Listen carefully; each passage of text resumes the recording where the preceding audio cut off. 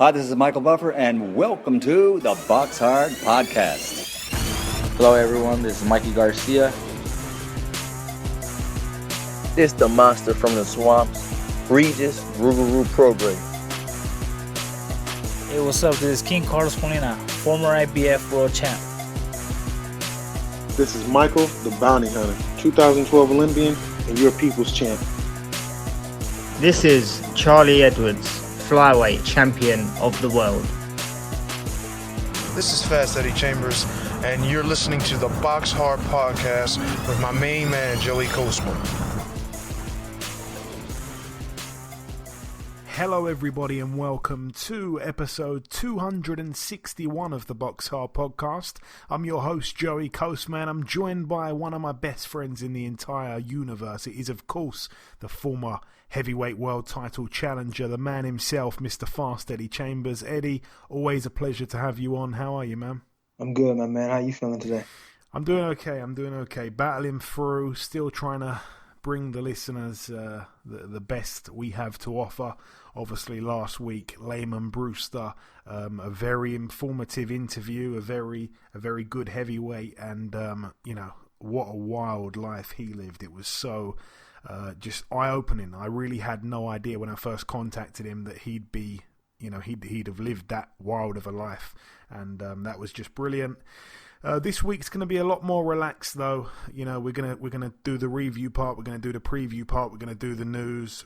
Eddie's gonna return with the big Klitschko segment, the Lockdown Knockdown. I'm going to also hit you with a quiz question, Eddie, and we're going to sign out the show at the very end with. I'm just trying to work out which way to do it, actually. Should have probably planned this before recording, but I think we're going to go into the review part, do the news, do the quiz question, then do the preview part. Then I'm going to bring in the sole guest on this week's show, another good friend of mine, the top heavyweight contender, Michael Hunter. And then the show will be signed out with a lengthy, in-depth segment, like I say, the Lockdown Knockdown Klitschko edition. Definitely, the listeners have been waiting for this. Anyway, let's dive into that review part that I spoke of. We're going to start here in Ukraine at the Eskids, or the Ekids Club in Lesniki. Very hard to pronounce these Ukrainian places. But anyway, Denis Beranchyk, he's now 14-0. He made his opponent Viryal Simeon retire on his stool after 7 rounds of a scheduled 10. That one was for the WBO International Lightweight title. Quite a good win there on paper, really, because Beranchyk, he's still a little bit unproven as a professional, but it's a good win to stop Simeon. Like I said on last week's show, Simeon had been the distance with Scott Quigg. He'd been the distance with Lee Selby. The only guy to have stopped him was Shakur Stevenson. Well, now Beranchyk has joined that short list. Him and Stevenson, the only people to have stopped Viryal Simeon, who's a tough customer. Anyway, moving out now to the Caesars Palace in Dubai, United Arab Emirates. I didn't watch this fight, but a brilliant win for Britain's very own Maxi Hughes. Obviously, during the lockdown, he had a fight with John O'Carroll, former world title challenger, looking to kind of bounce back, really, from his defeat to Tevin Farmer. He gave Tevin Farmer a good fight, John O'Carroll, and we all expected him to beat Maxi Hughes, who is a little bit of a danger man, really. Who needs Maxi Hughes in their life? Absolutely no one. And he was coming off that good win. He upset John O'Carroll on a Wednesday night, and he returned to the ring in Dubai against this undefeated fighter by the name of Viktor Kotochigov. And Viktor Kotochigov was 12-0. It was for the WBC International Lightweight title. Maxi Hughes, once again, the underdog, and he once again picks up a win. A unanimous decision win over 10 rounds there in Dubai for Maxi Hughes. So he is absolutely flying. All credit to him, man. 2 huge upset wins, away from home. So all credit to him. Just maximum respect. Maxi Hughes, maximum respect. That's what comes to mind. Anyway, moving out now to the bubble in the MGM Grand, Las Vegas, Nevada, USA. I've kind of let boxing fans down a little bit, I guess, because I was watching this card on Fight TV, And, you know, I'm watching the card, and I actually fell asleep. I was so tired. I fell asleep just before the main event. And then I end up waking up in the 12th and final round, so I didn't actually rewatch it. So my apologies on that. But anyway, the main event was Emmanuel Navarrete, obviously moving up in weight, fighting for the vacant WBO World Featherweight title. He was the former Super Bantamweight World Champion. He was able to pick up a unanimous decision over 12 rounds against Ruben Villa. Ruben Villa was down in the first and the fourth round. Ruben Villa, like I said on last week's show, a phenomenal amateur, beat the likes of Shakur Stevenson and Devin Haney in the amateurs. Undefeated as a pro going in, 18-0. But he loses. He did kind of, you know, rake some rounds in at the back end of the fight, but it wasn't enough, and all three judges gave it to Navarrete. On the undercard, Lorenzo Simpson, a very promising prospect, 9-0 now, a unanimous decision win for him over 8 rounds against Sani Duverson. However, Simpson was down himself in round 5. Haven't seen it, but I'm hearing it was a bit of a dubious knockdown, so couple question marks on the legitimacy of it. Let us know what you thought of it on Twitter at BoxHard Podcast. You should know by now. Moving out now to Quebec, Canada, at the Centre Gervais Auto.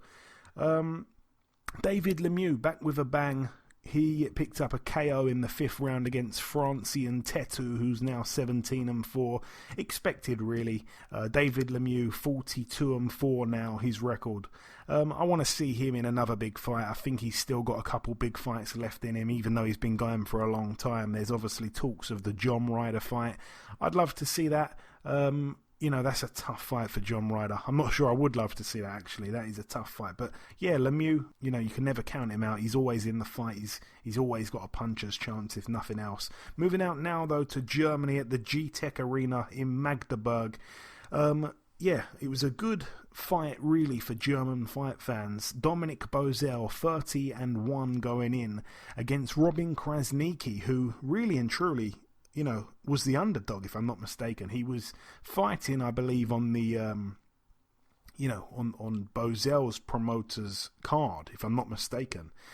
And he's kind of at the back end of his career. So, like I say, he was the underdog. A lot of people were picking Bozell to win the fight. But Krasniqi pulled off an upset, a KO in 3 rounds. Robin Krasniqi now 51-6. It was for the interim WBA World Light Heavyweight title and the IBO World Light Heavyweight title, so 2 belts there for Krasniqi. Moving out now to the BT Sports studio in Stratford, London, United Kingdom. This one, of course, on BT Sport. I did watch this card. It was a Frank Warren promotion. Let's start with the undercard. An undefeated prospect. He was 13-0 with 1 draw. Mohib Fazaldin. He got in there against Luke Jones, who's not really a journeyman, but, you know, he's got 6 wins, 3 losses and a draw. But anyway, Luke Jones was able to pull off an upset there. So, it was a weekend of upsets. A TKO in 2 rounds there for Luke Jones. Nathan Gorman returned on the card as well. He moved to 17-1. It was to be expected, really. A unanimous decision over 10 rounds against Ghana's tough man, Richard Lartey, the guy who has a completely bald head and a bright kind of blonde/gingery beard. He's listed as 28 years of age, and I mean, it's I just don't even know what to say. There's no way in the world this guy's 28. I mean, he looks older than Luis Ortiz by a long way. And Luis Ortiz at least claims to be about 38 or 39. This guy's saying he's 28. I'll send you a picture of this guy, Eddie. You won't believe your eyes. In fact, can I send it to you now while we're doing this? Will that work? That might work just fine. Let's try that right now on air. I'm going to try and send you a picture of this guy. I hope I can find a recent picture. Yeah, so I'm going to send it to you right now on WhatsApp, if you can check. So this guy on the right, of course, that's a recent picture there. Supposedly 28. You got it? Yeah. Wait, is that you talking about Larty? Yeah, Larty. Oh my God, he looks He looks like he's 28 years past 28. Yeah, you're probably right. You're probably right, to be honest with you.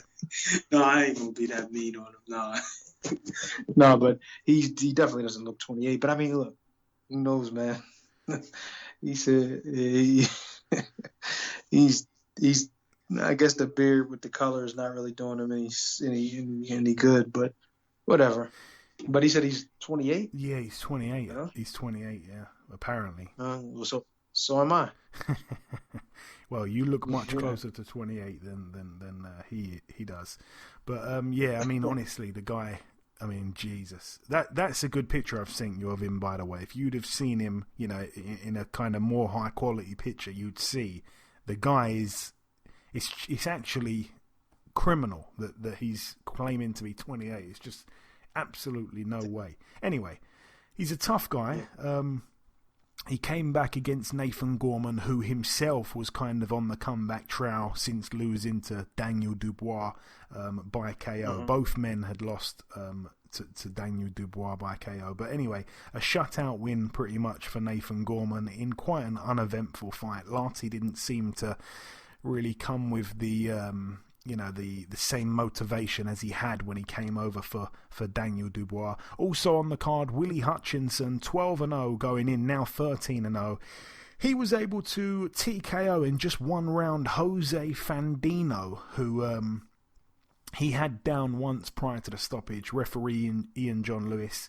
A little bit of a premature kind of stoppage, I felt, but yeah, it's a good win for Willie Hutchinson. I mean, I want to see him stepped up. He's a friend of the show. He was on a few weeks ago. I got a lot of time for Willie. Great guy. Very interesting that he's a Scottish fighter based in England who is co-promoted by Frank Warren and Richard Schaefer. That just doesn't happen often. So, you know, they've got big plans for this guy.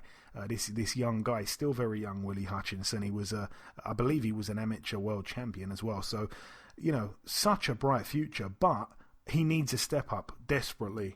And, you know, the only one thing that you can kind of be impressed with this win here was that he knocked out Jose Fandino in just one round when Sergio Martinez boxed this guy in his comeback fight, and it took Sergio Martinez about 7 rounds. But that's really it. I mean, that really is it. Anyway, the main event, I didn't expect it to last too long. I said it on last week's show. Liam Williams, way past British level. He boxed a fighter here who at best is pretty much British level. Liam Williams now 23-2 with a draw. It was a first round knockout against Andrew Robinson, who's now 24-5 with a draw. It was for Liam Williams' British middleweight title. Both boxers were cut when they clashed heads, and it was weird because Andrew Robinson was cut on his eye and Liam Williams seemed to be cut on his scalp somewhere, and as soon as he seen the blood trickle down, Liam Williams just literally saw, excuse the pun, he literally saw red and just went head hunting. Like it flicked a switch. He just smashed the hell out of Andrew Robinson, and the referee, he put him down. I think it was with a body shot in the end. He just absolutely turned into the Incredible Hulk out of nowhere. And, he got him out of there when he wanted to, and it was quick. He didn't want the cut to worsen. He is the mandatory challenger for Demetrius Andrade. And he didn't want that fight going on much longer for the cut to get worse. So he got him out of there. Andrew Robinson kind of took a knee, and then he got back up at about 9.5, and he was annoyed when the referee waved it off. I don't think he wanted to continue. Anyway, that's it, though, for the reviewing. I've flown through that as quick as possible. Moving over now to the news, there is a few pieces of news to mention. I'm going to start here with the fact that Matchroom have announced a card to be taking place in New Zealand, in Auckland at the Spark Arena between Joseph Parker, former WBO heavyweight world champion, and Junior Farr, who is a guy that, you know of Junior Farr already? Yeah, I know about him. Yeah, Junior Farr beat Joseph Parker in the amateurs, so they've got a bit of history there. Junior Farr, as a professional, is 19-0 with 10 KOs. Hasn't really had the big kind of fights, to be honest with you. His standout name probably is Dominic Gwynn. They boxed in 2019, and Dominic Gwynn actually had Junior Farr down in the 4th round of that fight. Obviously, Wow. yeah, we mentioned Dominic Gwynn. Obviously, Eddie, you know him very well. That one's to take place on December 11th. It's going to be on New Zealand time, so I think that's going to be something like really early UK time, something like that. Also, Matchroom have announced Friday, November 27th. It's going to be, again, obviously behind closed doors, but the Olympic gold medalist Daniil Yelusinov will be taking on former unified world champion Julius Indongo. That could be quite interesting, to be honest, because Yelusinov hasn't really looked as good as I think he was expected to look since turning pro. And Julius Indongo, you can knock him all you want. You know, he knocked out Edward Troyanovsky in a round. He beat Ricky Burns. Yeah, he got dropped about 27 times by Regis Prograis in their fight. But, you know, other than that, he's a solid fighter. I think he lost the fight to... Did he lose? I'm sure he lost to Terence Crawford as well. But other than that, you know, he's a decent fighter. He's awkward. He's tall for the weight. That's a real big step up from what Yelusinov has been used to fighting as a pro. So I'm a big fan of that fight, to be completely honest. In other news, I will now discuss Dave Allen. I'm sure you've seen this one, Eddie. You know? I'm not sure. October 31st on the Derek Chisora Alexander Usyk undercard on pay-per-view. Dave Allen steps in a very hard fight against Christian Hammer, former Tyson Fury opponent. Oh, wow. What do you think about that one, Eddie? That's a big fight there. Yeah, that's a big fight for him. I mean, you know, with a fight like that, you got to take it. You know what I'm saying? I mean, I don't know how Dave's been training and stuff like that, but I have seen some things of him recently. I think he's been working out pretty good. So, I mean, as long as he's able to give his best, you know what I mean, you got to take an opportunity like that to heart and just you just got to go do it. You know what I mean? It's like right now if somebody tried to get in touch with me and say, hey, we got to fight for you. And, you know, say I can't even think of a name right now, but somebody who, you know, is a heck of an opportunity for me to get back into the, you know, to the big time again. You almost have to take it, even if, and especially if the money's good, you almost have to take it. So it's like one of those situations where, you know, he's in a good position. I just hope he's been training, and if he has, then you know he's got a shot. Yeah, and all the best to Dave Allen. Obviously, we're definitely supporting him in that fight, but it is a hard fight. Christian Hammer isn't a bad fighter. I mean, I'm not sure I'd say he's fringe world level. I think he's probably kind of European level-ish, but Dave Allen hasn't yet proven to be past British level, so we shall see. It's a good fight.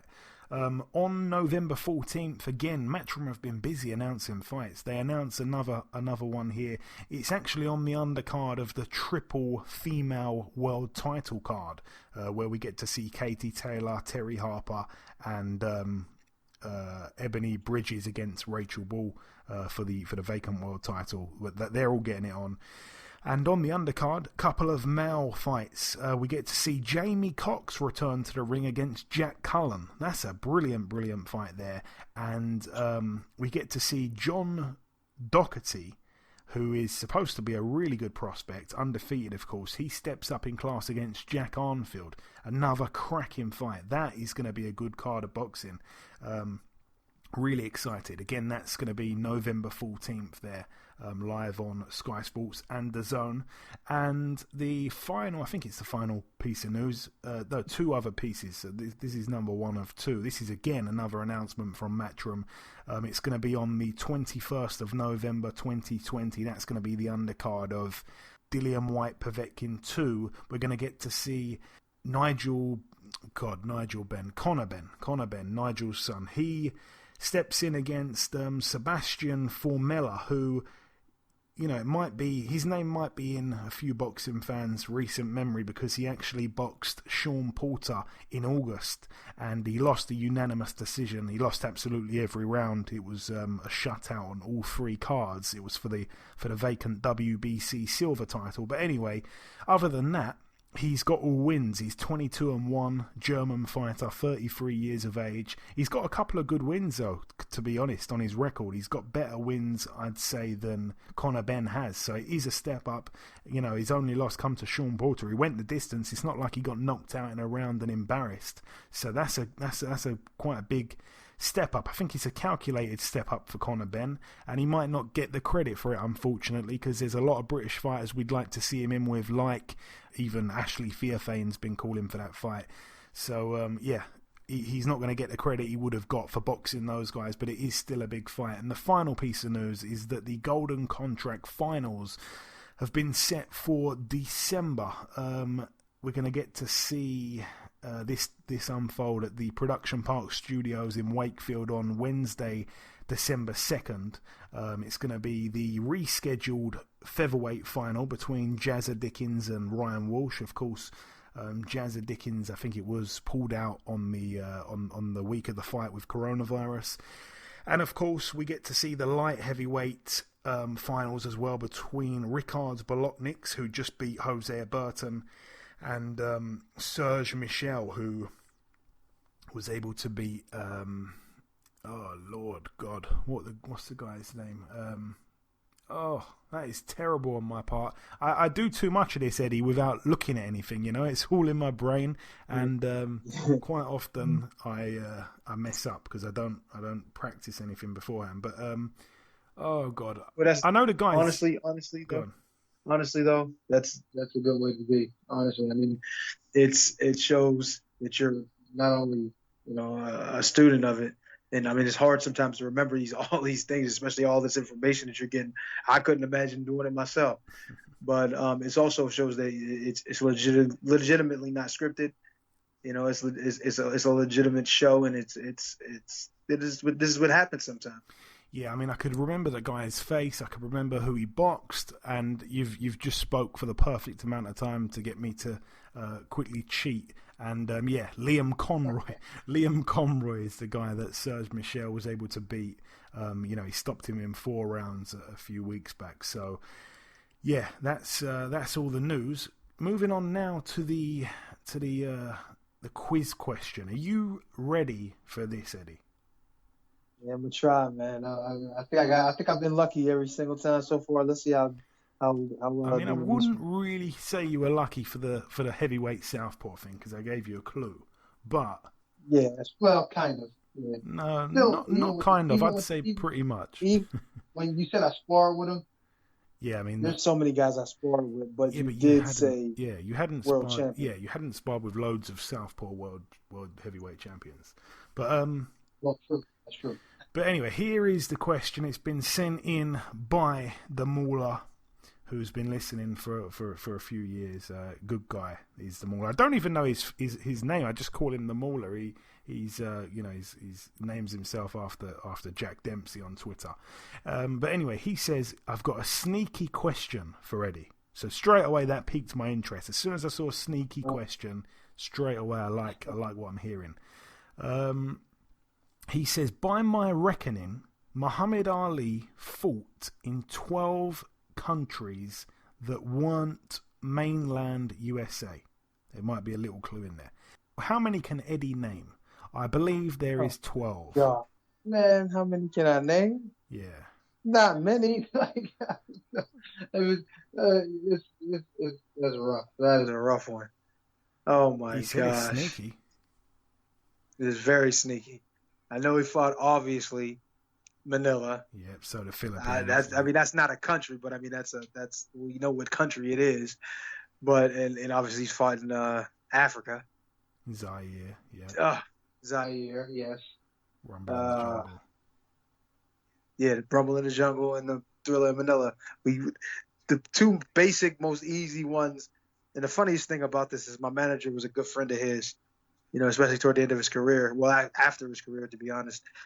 And, you know, there were so many stories I was told about this, man. And it's just certain things you listen to, certain things you hear, certain things you don't pay attention to enough. And I guess this is one of those things. But, I mean, anybody could remember those two. I'm just trying to remember one that hasn't been, you know, highly publicized. You know what I mean?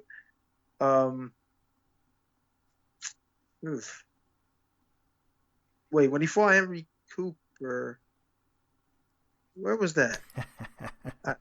Yeah. Britain. He boxed him in Yes. Wembley. That's okay. Okay, that's another one. I know when he beat him. Now, I'm trying to think now. Now, what I'm really trying to do is I'm just trying to think of the guys he fought from. It's not from this country, because obviously there would be a clue somewhere in there. But now that's gonna take some work too, because now I got to remember all these guys. Oh my gosh, man! I can't remember, man. I ain't gonna lie. I mean, those are the three I got. This is poor, Eddie. There's 12 different places. You've only given me 3. I know. That is poor. Yeah. Hey, listen. I got an F on my report card, but at least I'm on the board. You know what I mean? Certain people might not even be on the board, and I'm actually on the actual board, and got one that wasn't obvious, like ones that were into rhymes, like the Rumble in the Jungle and the Thrill in the Middle. I did remember the Wembley. Yeah. So wait. I can't. I'm not sure. I'll give you a slight clue. There was another one that rhymed. There's another one. Who came up with these names? It must have been Don King, I'm guessing. It was him. No? What? No, the Thriller in Manila. That's all it is. I almost said the other one. Rumble in the Jungle, and there's another one. And I can't remember. It was towards the end of his career, I'm pretty sure. All right. And I know it's another... Where did he fight? I'm not checking this, but where did he fight Leon Spinks the first time? Oh, shit. That I don't know. I really don't know. Okay, because I want to say I think it was the place I'm thinking of that rhymes. I want to say it was in the first Leon Spinks fight where he lost. Okay. No, and all right, let me give you a clue. It was called Drama in in Bahamas. Hey, there we go. Drama in the Bahamas. There we go. I don't even remember that. Yeah, I'm sure. I'm sure that was Leon Spinks for the first fight. Drama in the Bahamas.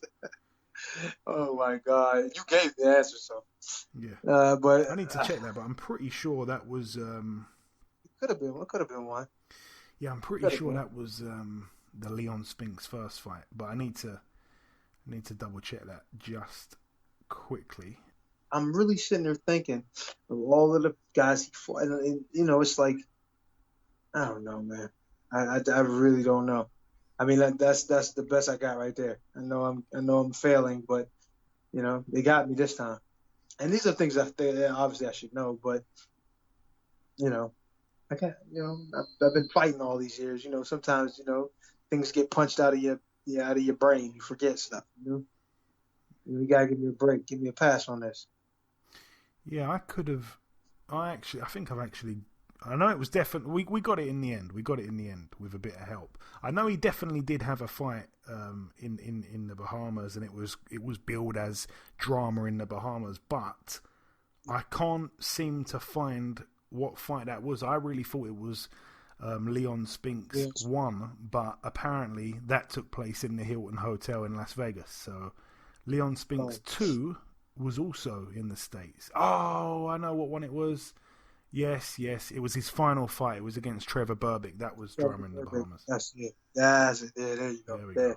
Because Trevor Berbick is... Yeah. I knew it was towards the end of his career, but anyway, the Mauler has said that apparently, and I'm not double checking this, but I'm sure he's got it right. He boxed in, aside from the US mainland, he boxed in Britain, in Switzerland, in Japan, in Ireland, in Canada, in Indonesia, in Zaire, in Malaysia, in Philippines, in Puerto Rico, in Germany, and in the Bahamas. So he said it. I was going to Malaysia. I remember hearing something about that. Yeah, I remember when he was saying, I can't remember who. I think he was talking about Joe Frazier at the time, and he was saying he didn't go to Malaysia, he didn't go to Indonesia. He was naming all these places where he didn't go there, and I did, and he's not a champ and all that kind of stuff, but.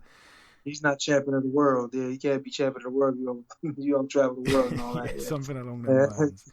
But Something like that. But yeah, he says it'll be interesting to see how many he gets, and the answer was you got 3, which was 3 without help and 1 with help.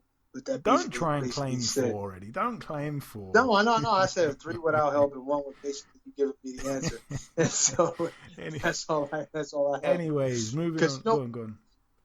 No, what I was gonna say was just like a lot of these things that happen current fighters, like, to be honest, I wasn't really old enough to know about him, you know what I mean, watching him as I grew up, so I couldn't really say. Like, his last fight was, I think maybe before I was born or was after. I know he fought Trevor Burbick in the 80s. Was it 81? Or I can't remember the exact date. It's 81, so that was a year before I was born. So, like, my boxing career has been, you know, like, I really started to really focus into boxing. I always watched it because my dad was so big into it, but I really started focusing so much into it, you know, as a early teen. Eddie. And then I really started. Just take the L, baby. Oh, I'm taking the L. Oh, the L. Hey, look. Man, listen, don't try and talk about the year you were born. I wasn't born until over a decade after this happened. That's true. But fighters are thinking about their careers, not others. So I don't even. So give me a pass. All right. The truth is, I should have known it. But that's okay. Next time, you got me this time. Okay. I'll get back on the board next time. We need to start doing a scoreboard, like 1-0 to the listeners, or something like that. We should do. Anyway. Yeah, we could do that. We should. Right now it's 3. I'm 3-1 right now. So 3-1. Well, this is the third question you've had. You're 2-1. You're 1 and 2 with no clues. You're 1 and 2. No, I'm 2-1. Remember, I got the last one. Yeah, you got the last one, but the first one I had to help you with the heavyweight thing. You lost the first one, you won the second one, and you lost the third one. You're 1 and 2. Yeah. 2. You mean 1 loss, 2 wins? So no, I gave you a clue. That didn't count. What? 1 and you said I won 2. No, I said you're 1 and 2. I mean, that's your record: 1 win, 2 losses. How I got 2 losses, man? Because you needed help with the first ever question. You sparred the guy. Hey, man. When you fight, you got a trainer. Your trainer helps. So sometimes you get lucky. I mean, not lucky. Sometimes the advice of the trainer, you know, you get wins like that. So come on, man, help me out. Give me at least half point or something. Hey, listen, if I'm a trainer, I'm getting a percentage, and you're not giving me a percentage. I don't want any percentage of the L's you've been taking. Oh my God! I guess 10% of nothing is nothing, huh? All right, I get you. Anyway, moving on, because I hope we didn't bore anyone to death there. But moving on to the preview part of the show, we're going to start here in a very odd location. We're going to start here in Tanzania at the Kiko Mbembini ground. We get to see Britain's very own controversial flyweight, I think he is. I'm not quite sure where he's fighting at in terms of weight these days, but Prince Patel, very controversial. 23-1 with a draw. This one is for the vacant WBO Africa Super Flyweight title and the vacant WBO Global Super Flyweight title. He takes on Innocent Everest, who's 10-1 with 2 draws. That's over 12 rounds. He actually, his sole defeat, Innocent Everest, came to Prince Patel just over a year ago in May of 2019. So they're getting on a pointless rematch. Prince Patel stopped him in the second round back then. So not sure why we're getting a rematch, but it is what it is. Moving out now, this one takes place tomorrow also. It's at the White Sands Treatment Center in Plant City, Florida, USA. Just one fight really to mention. It's kind of gone under the radar. Ryan Martin.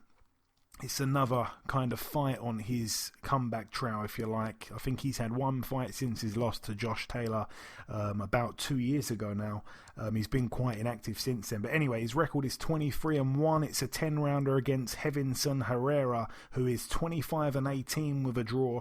Moving out now to the East of England Arena in Peterborough, Cambridgeshire, United Kingdom. It's a good it's a good card, really. We get to see Joe Laws, who's 9-0, obviously very well liked in the Newcastle area.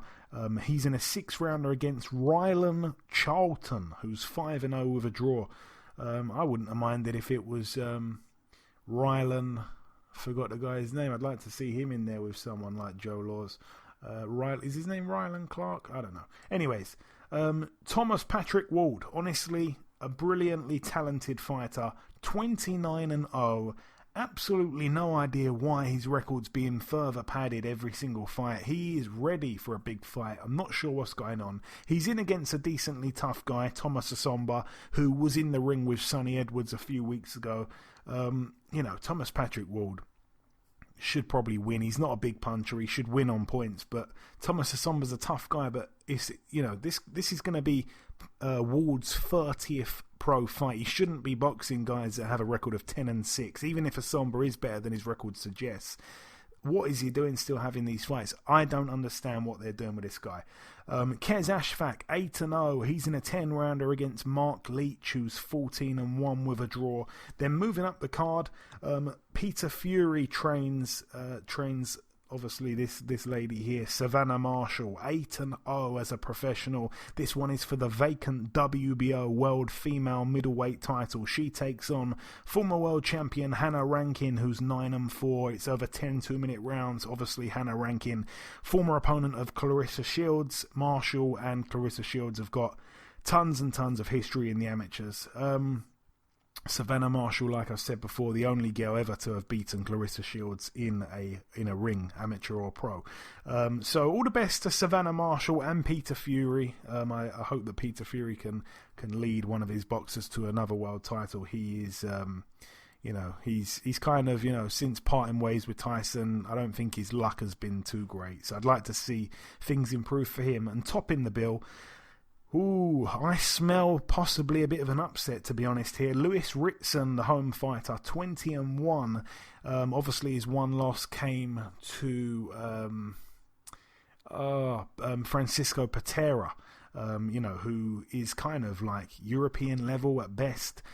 He gets in with former world champion Miguel Vasquez, who's 42-9. That one is for the vacant WBA Intercontinental Super Lightweight title. 110% it's going to be Lewis Ritson's toughest fight, you'd have to say.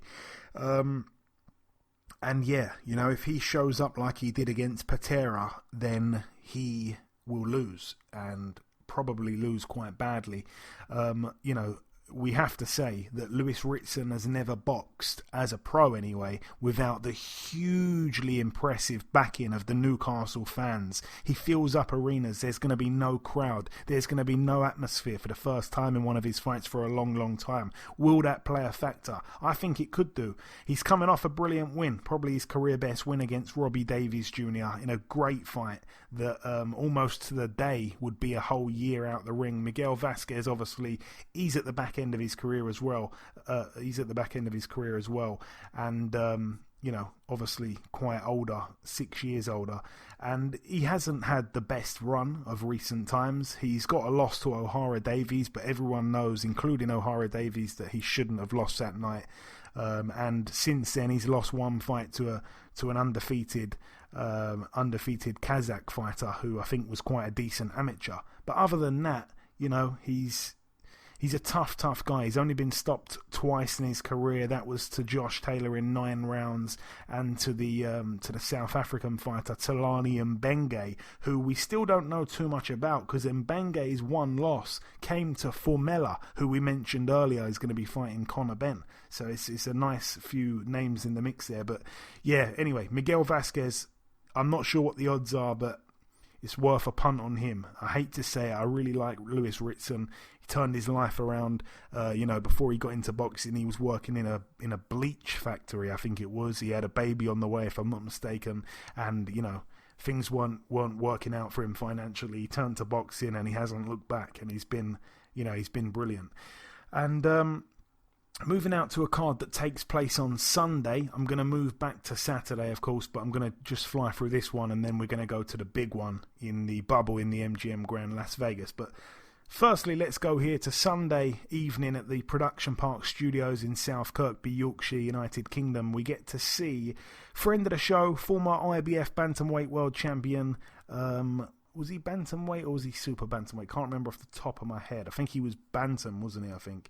Or was he super flat? I can't even remember. Paul Butler, 31-2. He's in an 8-rounder against Ryan Walker, 11-2. Again, when I had Paul Butler on, he couldn't understand why he was still having these fights against guys way below his level.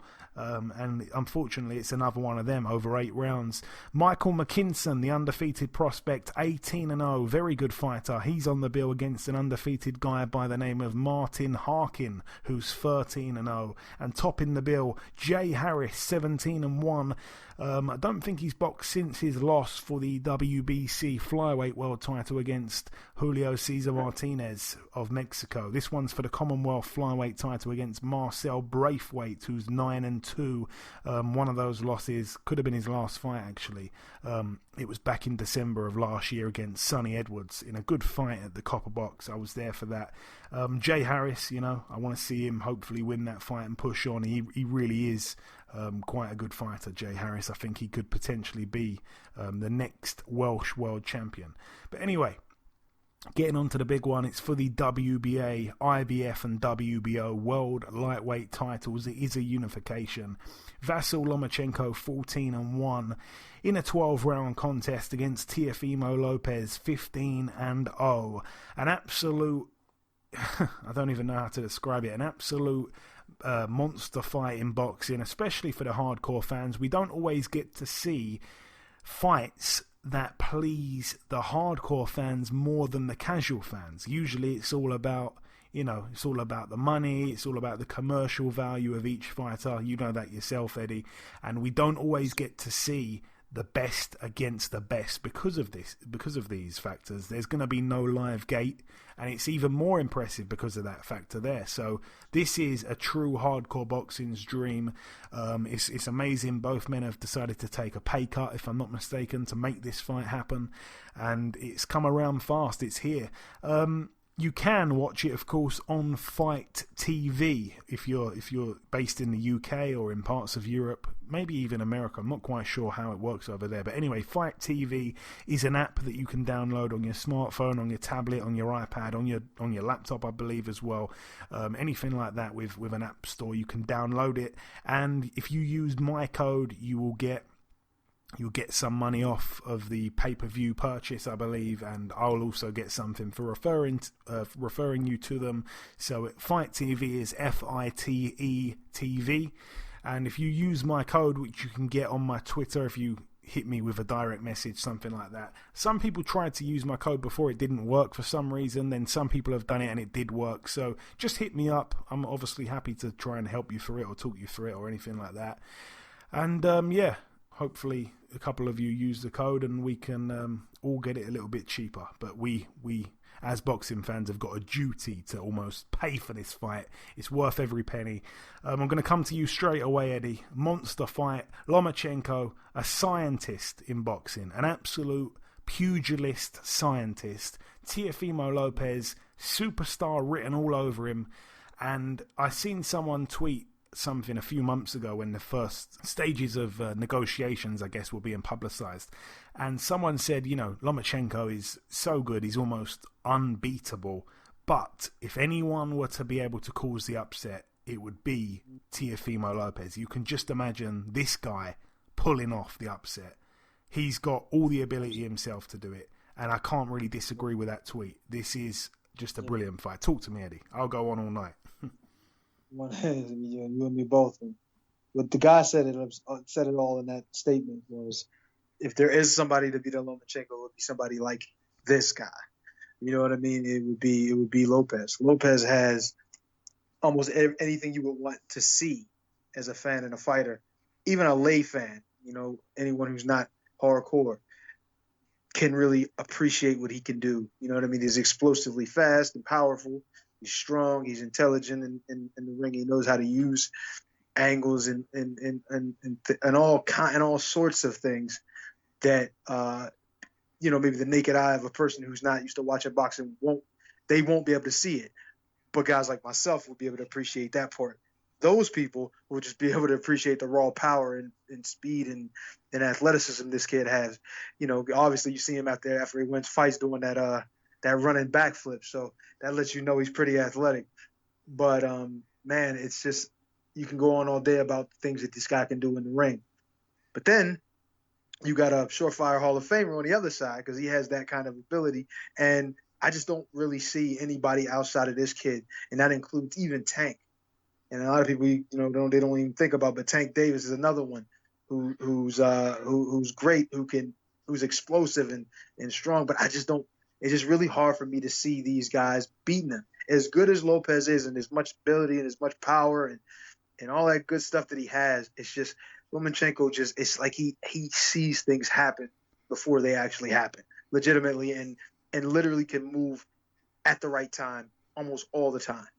You know what I mean? He's almost sometimes just invisible in the ring. Like as you're throwing shots at him and they're just not landing. And he's once again keeping his hands on you. He's just super, he's unbelievable with the footwork. There's not many people in history that have footwork like that, where you can stand directly in front of the guy. I mean, inches from him and make him miss and end up on the side of him, behind them, pause. And just in all different places. And it's just like, and not only get in those positions and be on good angles, but to be able to punch from those angles. It's just, there's so many times I've seen him throw shots that you practice on the bag and landed on these guys just like they're a heavy bag. It just looks, it's unreal sometimes to see him.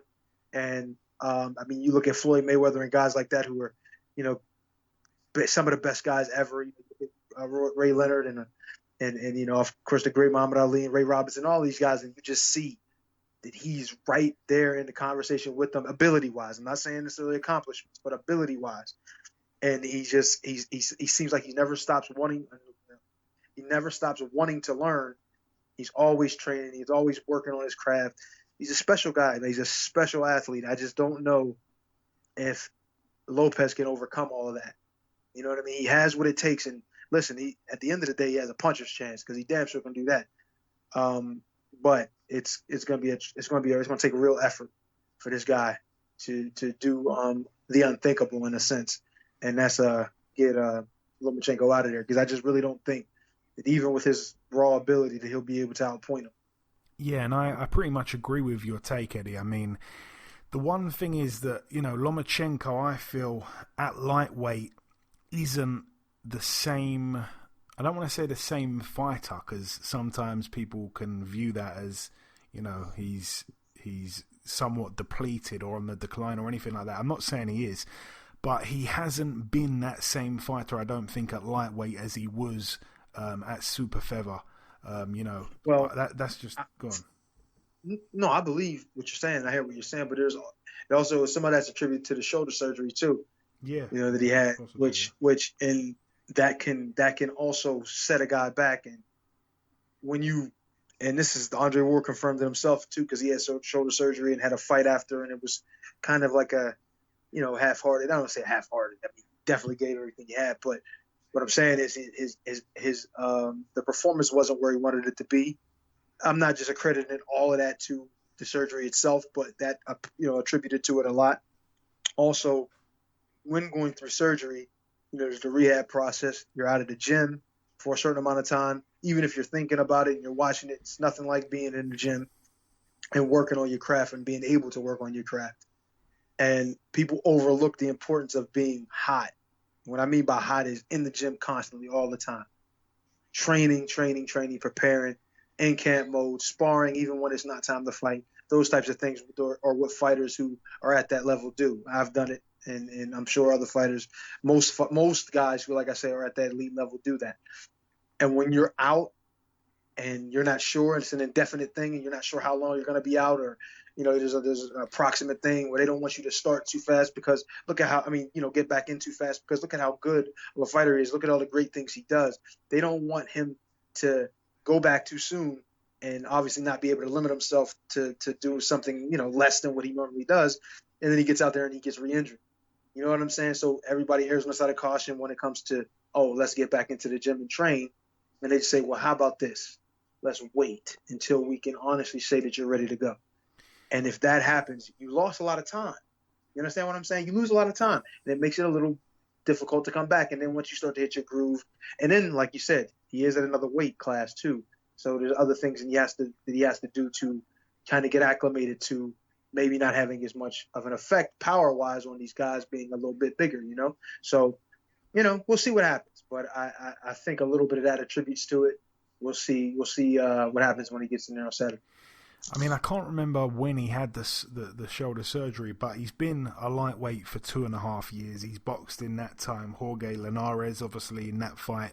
That was his first. I think that might have been. I don't know if it was that one or after that he had it. I can't remember. All right. Well, anyway, when he was, when he moved up to lightweight, his first fight was against Linares for the WBA world title, and Linares was able to put him down. It was a really, really good fight. Obviously, he managed to get Linares out of there after that, but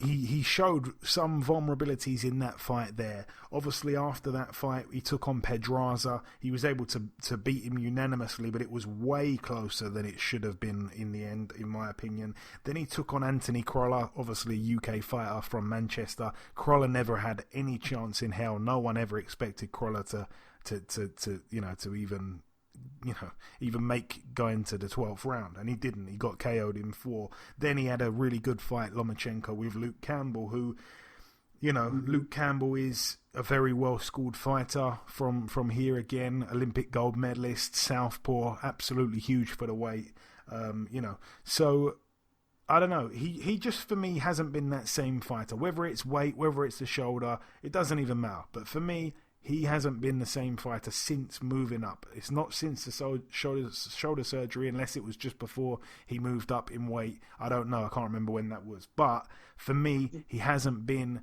the same fighter for some reason since moving up in weight. That's what I think it is. I actually think it is because he's given away height and reach to these guys he's fighting the best guys at this weight as well. He's not fighting, he's not ducking. That's why when he boxed Crolla, no one gave Crolla a chance in hell, and he did what he did. But, Pedraza, right, Linares, Luke Campbell, these are some of the best fighters in that weight, and he has had minor issues in all of those fights, I'd say. Teofimo Lopez, big for the weight, he can punch. Lomachenko, again, at this weight has shown that he can be hit, and I think that is down to reach reasons and whatever. And, Teofimo Lopez, if he hits Lomachenko, there's every chance he goes down and stays down. But, I'm not... I don't know. I don't want to nullify Lopez completely, because Lopez is a brilliant fighter, and he's a star in the making for sure. It's early for him, He's still a young guy. I remember having him on the show, the first time I spoke to him, and at that point he was talking about Lomachenko, and I said to him, this is too soon. You don't need this right now. And he basically said, I don't care. I'm here to fight the best, So I respect him for that, but he could pull it off, man. I don't think he outboxes Lomachenko, though. I think it's it is a case of Lomachenko points or Teofimo KO. That's the only way I see it. It's hard to see Lomachenko get knocked out. It hasn't happened before. And aside from that fight that Lomachenko had against Salido, where it was like, welcome to the pros, son, and he kind of got roughed up, and other than that, he's been in total control for every fight apart from when he moved up to this weight. So that's just what I say. But it's gonna be a great fight, man. It's gonna be a great fight. It's one of those fights I think your eyes have to be peeled for every single second of every round. It's gonna be highly technical, and from the footwork to the punches thrown to the angles created, everything is gonna be A-class level boxing. On top of all those things, Joey, you still can't go to the refrigerator for 5 seconds, because you never know at any point. If you do, and it's not in between rounds, that fight could be over just like that. Yeah. And that's where obviously Lopez has his opportunity. I agree with everything you said, with the exception of saying, like you said, when you moved up in weight to there, whether it's the shoulder surgery or not, there's different challenges. So him not being the same as he was at the other weight, like you said, is based on those different challenges. He's still been dominant. He's still been himself somewhat, but he has to kind of re-identify himself, I guess, as a fighter in a sense when you're now fighting guys who are slightly taller or slightly heavier, or you know what I mean, who fight slightly different, maybe a little slower, but more dangerous, as you can see with when he had where he got dropped the one time. So yeah, it does present a different some different issues, but all things that if he's great, which he is, he'll be able to handle. Not saying that Lopez it's impossible for Lopez to get him out of there, because that's definitely not the case. He can get anybody at that weight and even above that out of there with a shot. So he definitely has to be vintage, like super Lomachenko, like he's been in the past, in order to win this fight comfortably. So it's a dangerous fight. It's a good fight. I'm looking forward to it. I can't wait. Yeah, me neither. And I think we speak for every fan of boxing.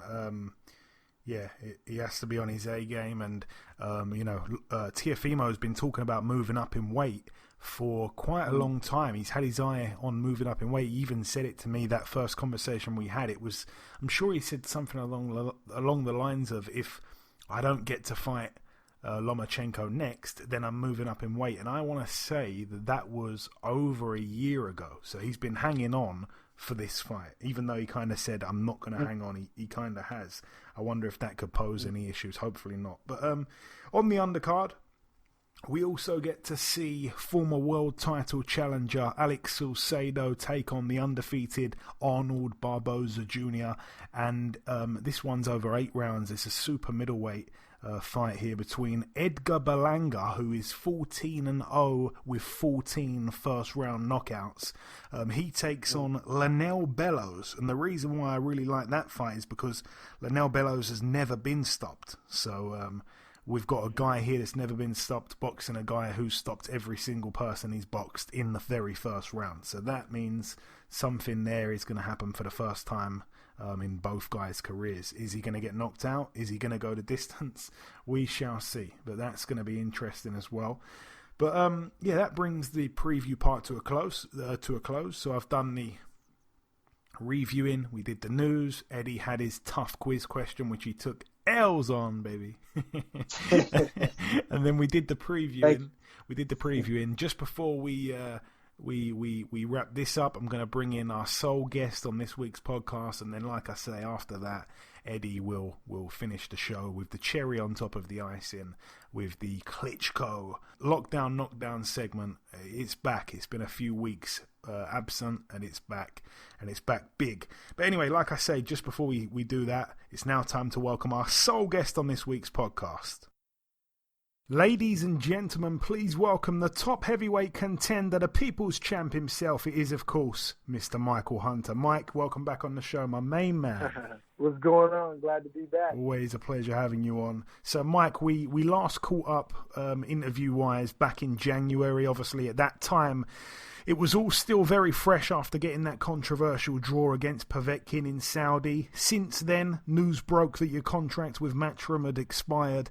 Eddie Hearn had said that without crowds for boxing, it would have been very difficult to pay you the money you demand. Do you feel that's an accurate description of how things fizzled out, Mike? Yeah. The COVID and everything happening. Them spending a lot of money in the last few year.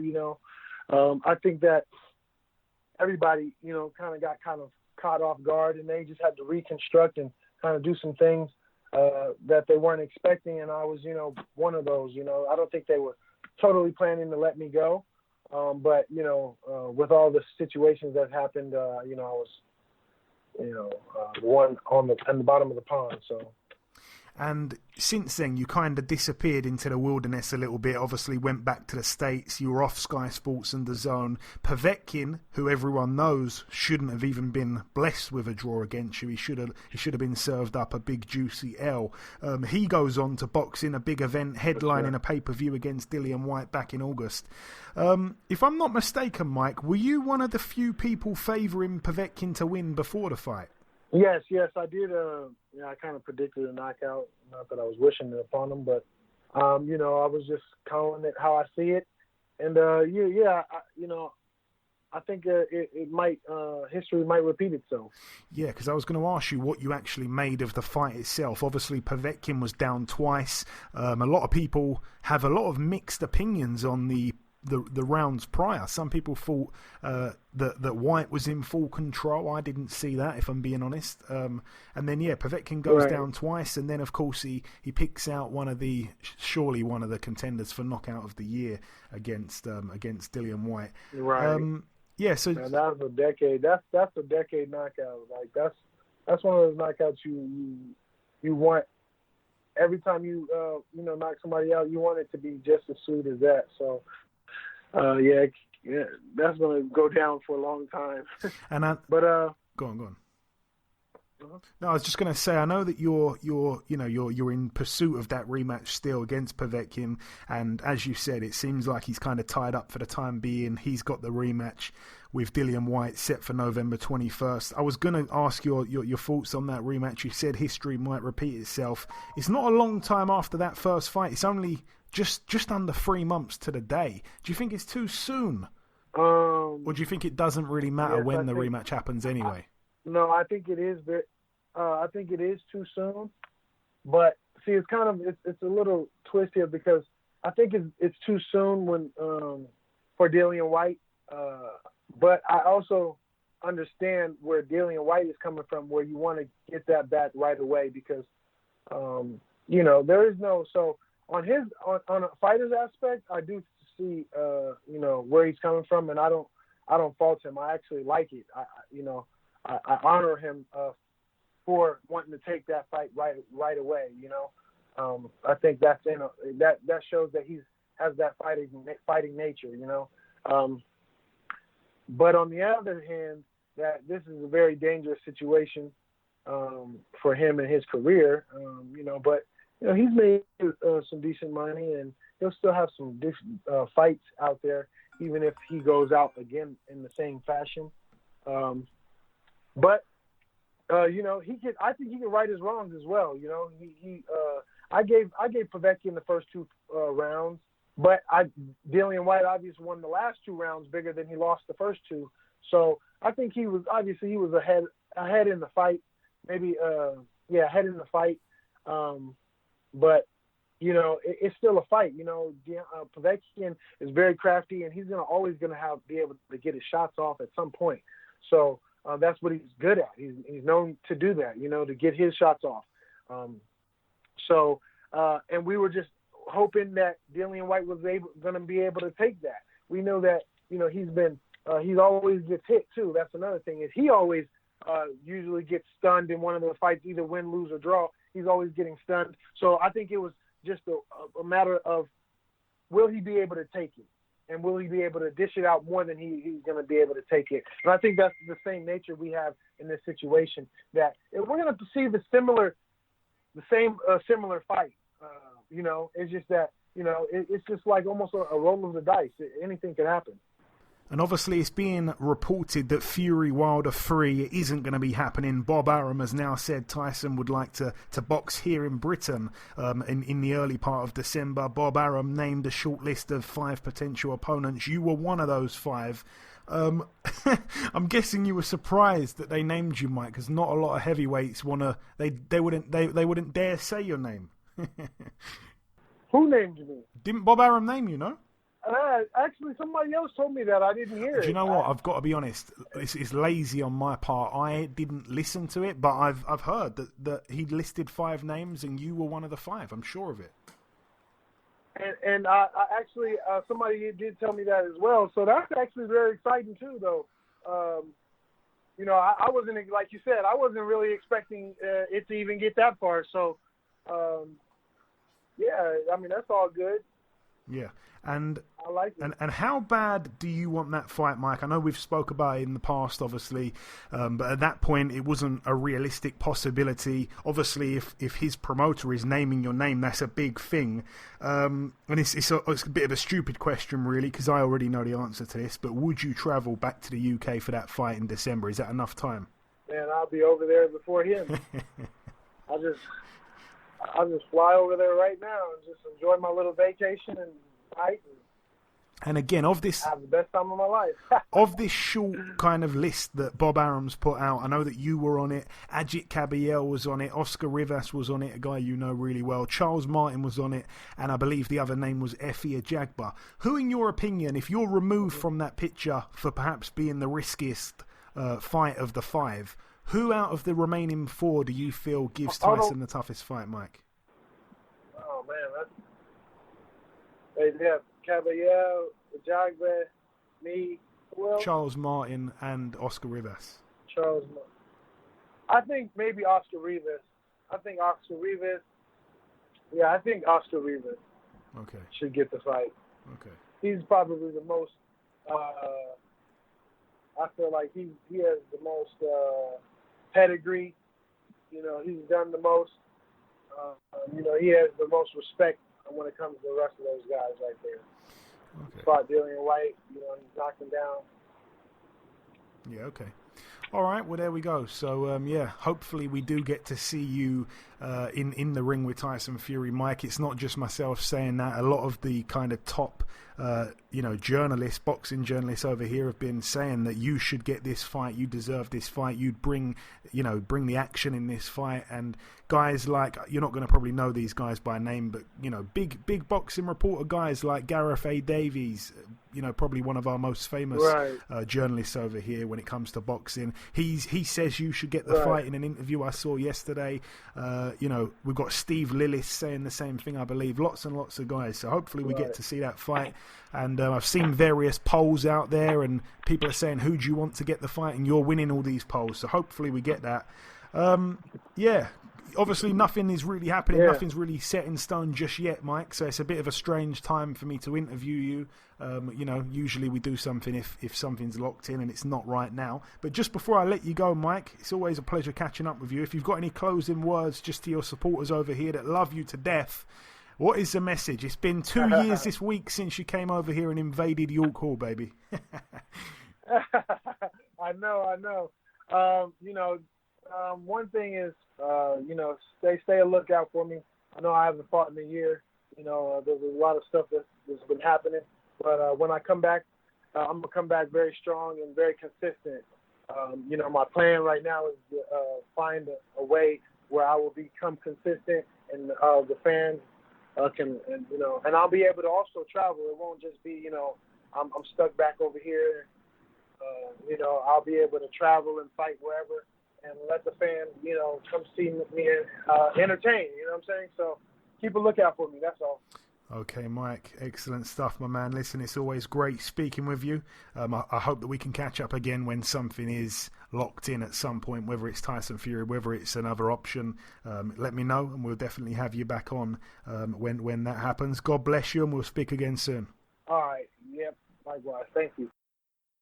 Okay, and now it is time for the return of the Lockdown Knockdown segment, which has been really good for our listeners. A lot of good feedback about it over the weeks. We've done many episodes, obviously, of it, and it's been, I want to say, probably about a month without it. So it's good to have it back here, Eddie.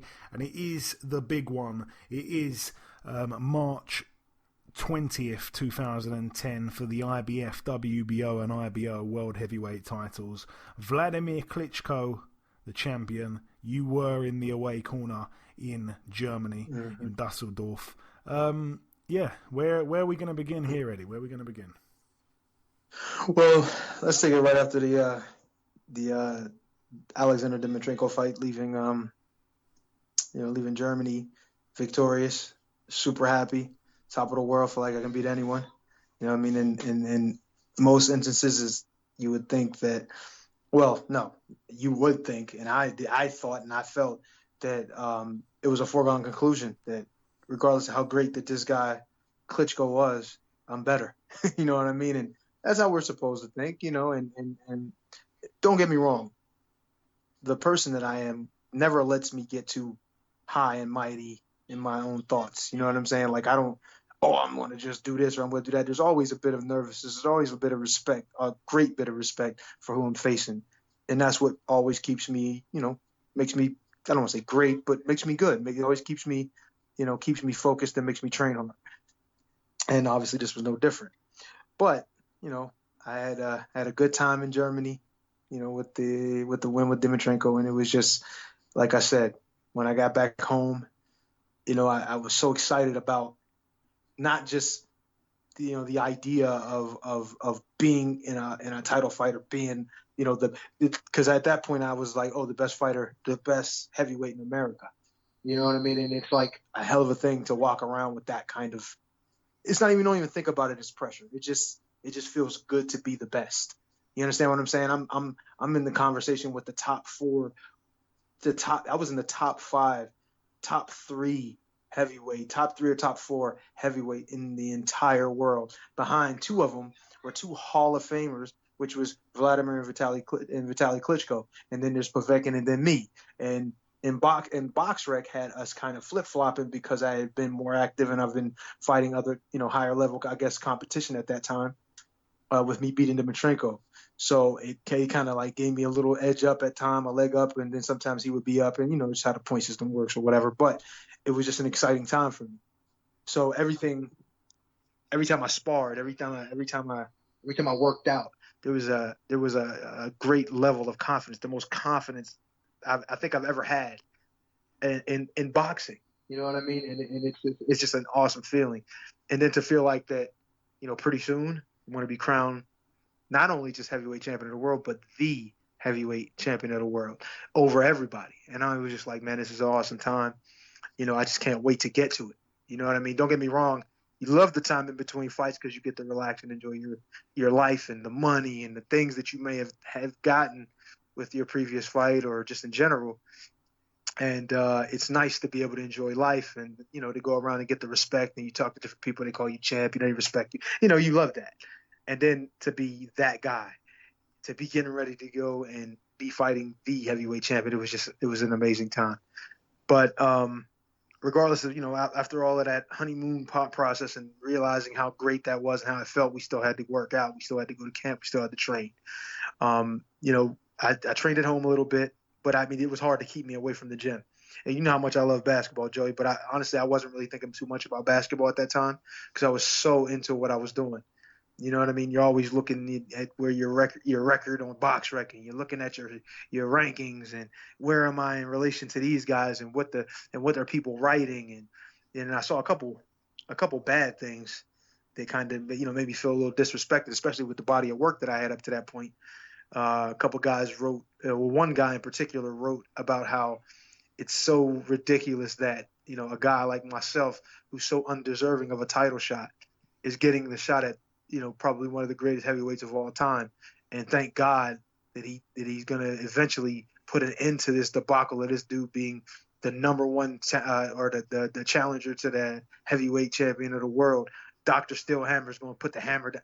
And I felt so disrespected. I'm like, and I don't want to curse or anything, but it just kind of bringing it up into me again a little bit when I'm thinking about it. I'm like, man, this guy had the audacity to say something like that.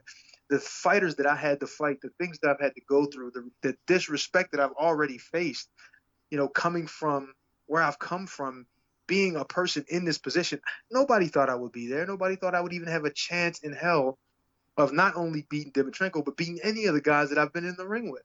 And for somebody like that, some guy who may have been a fighter in the past or has been a fighter in the past, to disrespect me like that just made it worse.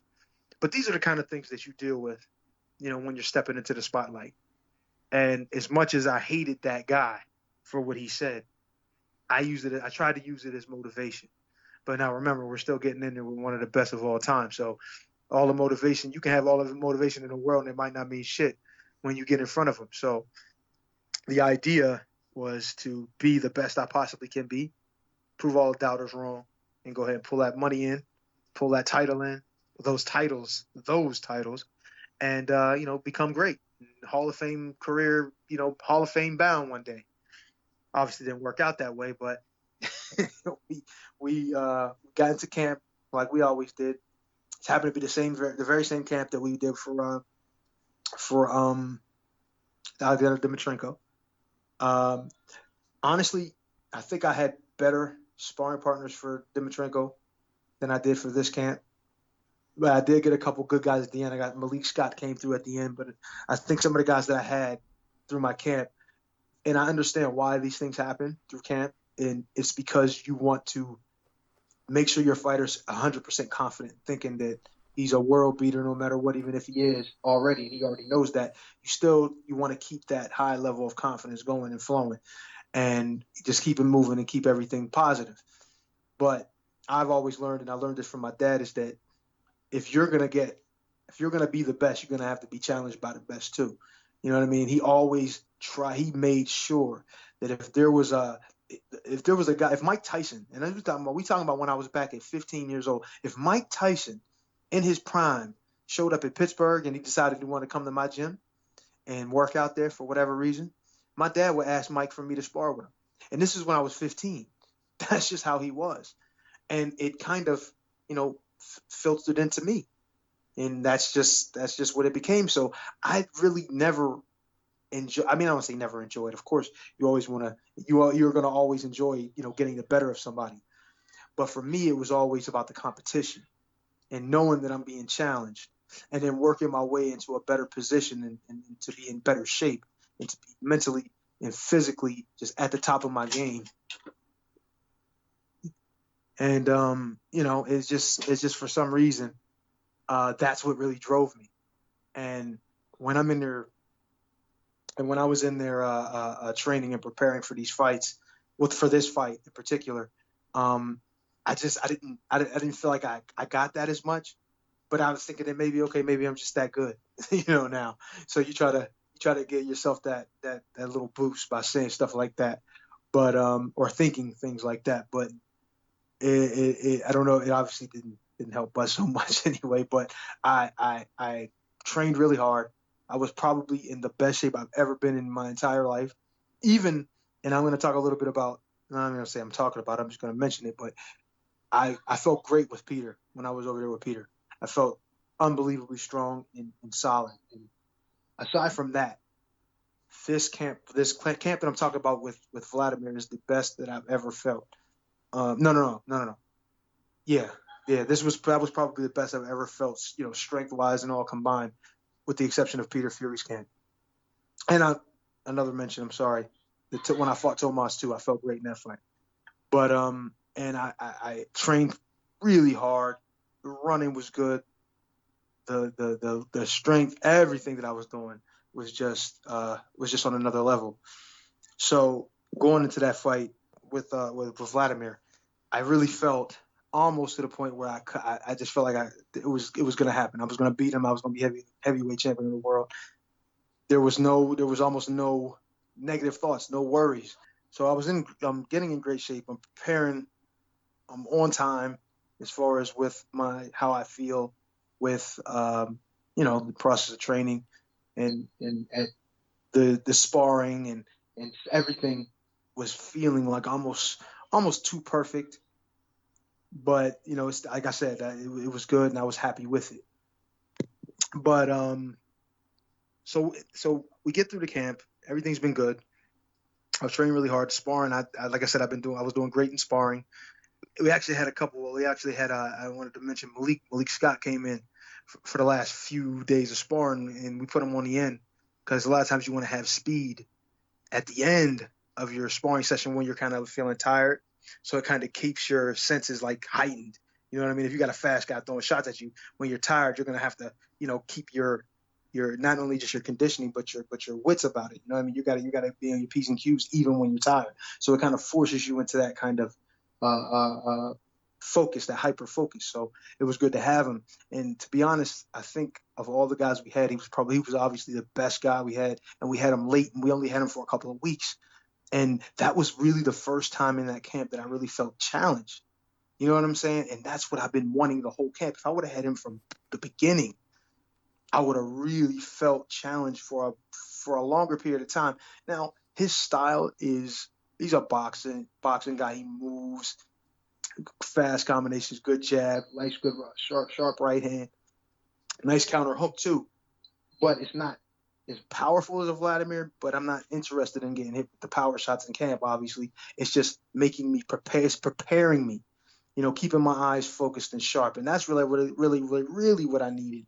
And to be honest, now that I go back and think about it, it would have been great if I would have had some lighter weight guys that happen to be, if they were a little tall, maybe a little taller than me, some lighter weight guys who were sharp and fast, and to have to try to find a way to keep up with them and be able to close distance with them, with their footwork and their height and speed and just the pace, their pace as well, would have been good for me to be able to keep up with. Of course, now I'm thinking of these things after it's happened 10 years later, but the idea I felt like would have been a good mix for the camp. And it's funny because, after I got through everything and we were over there and we're doing the weigh-ins and the press conferences and everything that goes along with this whole thing, and I'm listening to different guys, and who was in his camp for that fight but a young Mike Hunter, who was, I heard, was doing excellent, like to the point where Wladimir and them was like, oh, okay, we gonna have to watch out for this kid later, type of thing, and he was doing great. So, and I'm hearing different things and what he's saying and what they're talking about and who they invited to camp to be ready for speed. Man, he had guys from the Crump who were 147 pounders, 160 pounders, 154 pounders in there for speed, because he's figuring, well, I mean, he's going to be taller. I was going to be taller than those guys, but in reality, I'm not that much taller than him. And in reference to him and in size comparison to him, it's kind of similar. So to have have lighter weight, sharp guys like that throwing shots at him, coming from basically the same angle, if he's prepared for that and able to deal with that, imagine him being able to deal with me. And that's what I think he was thinking. And they're thinking beyond just the basic little things. And, oh, well, we're fighting a right-handed guy, so we got to have right-handed sparring partner. No, he's thinking, man, give me southpaws, give me tall guys, give me short guys, give me strong guys, give me fast guys, all kind of different things. And that's the way, like when you're in that point and at that heightened position, you want to be able to deal with anything. And I just wish that I would have been able to have a little bit more input on some of the things which I could have, but just my mindset, my personality didn't do it at the time. But I would have loved to have more input on who we brought in, because I definitely would have wanted guys like that, some guys that would have challenged me more. It would have had me, I think, a little bit better prepared. But regardless of all that, taking nothing away from the champ, obviously he's beaten guys before who have been 100% prepared, even better than what they've ever done before. So it doesn't necessarily mean that it would have changed anything, but shit, maybe it would have for me, because I feel like my talent level is as high as anybody's faced in the ring. But all that being said, all these things are happening, and then we get into, as it gets closer, you start to see people around you. Some of these people were kind of around in camp, but you start seeing people who are just like stepping up for the ride, who just there for the ride. They're not the core guys. They're just there for the ride. And, they got a position basically there. They're basically, they're in charge of this or they're in charge of that. They got cameras. They got, I want to handle your Facebook or your Twitter or this, and I want to be a part of that, and blah, blah, blah, blah, blah. And it's just like, these people all divert your attention from the real matter at hand. I mean, I hate it. And these are things I've always hated. Even from when I first started my professional career, there was a guy who was supposed to be, he was helping me a little bit with my, making me a star, helping me become a star. He's almost like an agent or of some sort to kind of, get me in the public eye. So he had the bright idea of having me sit outside. Now, this is not the Klitschko fight. This is way before that. But sit outside and sign autograph photos of myself. And I'm sitting there like, man, I don't want to be sitting out here. I'm nervous for this damn fight. I'm not even thinking about signing autographs and seeing the fans, to be honest. No disrespect. I mean, that's a part of the game. But I just wasn't feeling. I was basically 18 or 19 years old and I had just turned pro, and I'm nervous. I might get myself killed out. You understand what I'm saying? So fast forward to the Klitschko fight, and these guys that I'm talking about, these Johnny-come-latelys, are bringing fans. No disrespect. Look, I'm happy to have people who are fans and they respect what I do and they want to see me, and but yo, I'm about to fight one of the biggest, greatest heavyweights of all time. And you bringing people from outside in here to talk to me, to sign autographs and take pictures? Man, I'm trying to get my bearings. I'm trying to get my head right. I got to face a guy that can literally kill me out here. Why are you bringing people in here? And of course, at the time, I'm like, nah, I ain't gonna say that. These fans are coming here to see me. That's respect. I love this. Thank you. But I'm like, this guy can kill me out here. Shit, it almost happened. As far as I'm concerned, as far as I know. You understand what I'm saying? Stop. And that was my thing. Like, I always hated having things like that before I've done anything. Because in my mind, I didn't even do anything yet. I didn't win. Why are we bringing fans back here? I ain't saying that, it's not nice that they were able to come in. I'm happy that I could have done that for them. That was probably something they might remember. But the reality of it is, man, and I'm not trying to be selfish, but, I got to get this done. This is about me at this point. Afterwards, man, I'll take a picture with every fan in the arena. But before it, I don't even really want to talk to nobody, not even sometimes my corner, let alone some people who I don't even know, especially when I'm about to get out there with this monster. So, these things happen. Of course, I let it go, which I probably shouldn't have, but I let it go. And, I don't really even remember warming up properly. Like, I don't even remember doing a lot of that stuff. I just remember just throwing a few punches, you know what I mean, drinking some of my water, taking my little protein, little things I was taking, little shakes, and just, and just sitting there for I don't want to say hours, but for a while. And I'm just like, man, I was just trying to get then all of these people start coming in, and it was almost like a revolving door. I'm like, what is going on? And I remember my manager saying, okay, that's my manager / trainer saying, all right, that's the last one. And I was like, damn, man, we like 10 minutes from walking out. I think it should have been the last one like 2 hours ago. You know what I'm saying? Like, come on. And well, I don't say 2 hours ago, but you know what I mean. And it was just like, what is this? But of course that fades away soon. And, then I got my brother there, Steve, obviously. And then all the people who were important at the time. And then we start going over things and getting ourselves together and getting prepared to go out there and do this thing and really like try to win. And I remember just walking out. And when I walked out, man, I swear I've never seen anything like this in my life. I saw literally, it was like a sea, like an ocean of people. Like, it was just people in every direction. There was not an empty seat in the entire building. And this is a soccer stadium. And I'm talking about looking up in the rafters and seeing people packed to the top. I was like, unreal. I couldn't even, it wasn't even about that I was nervous. It was, I just couldn't believe I'm a part of something this big. You know what I'm saying? This is like over in Germany, like a big event, like a pay-per-view event. I've never thought in my entire life, as a kid growing up, even though we worked so hard and we did all that stuff in boxing, I just never thought that, you never really think, honestly, that something can be that big. And then even though most of those people were obviously there to see Wladimir, but they're also here to see me fight him. So regardless of that, I'm a part of something big, and it was just amazing to be a part of. But, of course, once you enter the ring, all that stuff goes away, and you don't even hear or see most of them. So it's just incredible, though, to be in there and be a part of that. And then I remember getting to the ring, walking through the ropes and doing my normal thing, and then hearing then seeing the lights go dark, and then that one shining light go down on Michael Buffer.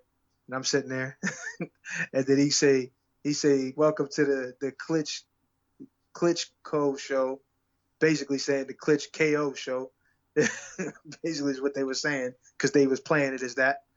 And even if you looked up at the screen, I don't know if you could see it on the on the broadcast, but it was like they made it big KO. That was like a big thing, like, oh, I'm gonna get knocked the fuck out, huh? And that's what I was thinking. So that's what's gonna happen. All right, let's get this big dude up in here and let me show you what's up. That's how I felt.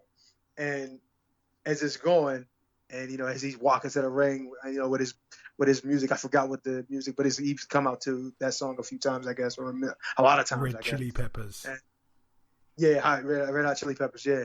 And I'm hearing it, And I'm like, yo, this is crazy. And I'm telling my brother, he's sitting there next to me the whole time, even when we were walking to the ring.